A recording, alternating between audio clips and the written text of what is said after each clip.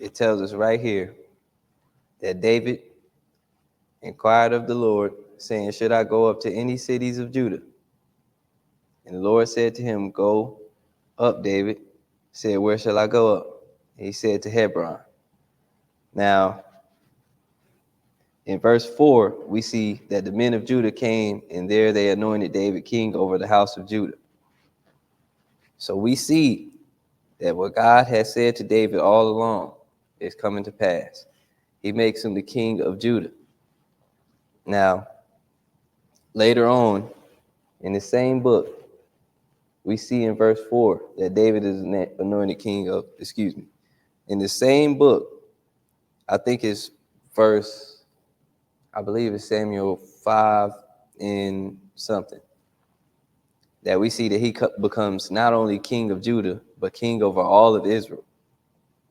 So after all this, all these things that David went through, it's finally coming to pass. You may say it only took 15 years, but it lets us know what God says will come to pass. Not only this, but David probably thought when he became king of Judah, man, this is it. This is what God was talking about. Not only did he become king of Judah, but he became king over all of Israel. And you probably asking yourself, well, why did David have to go through all of this just to become king of Israel? And I thought about this myself.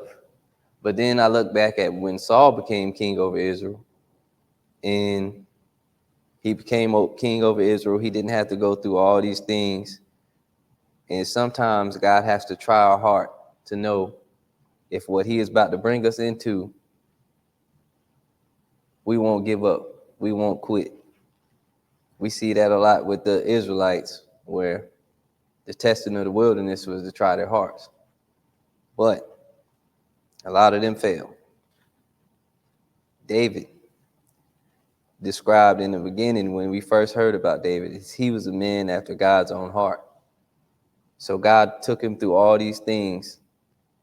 And not only was all these things to test his heart, but also to prepare him for what he was about to walk into.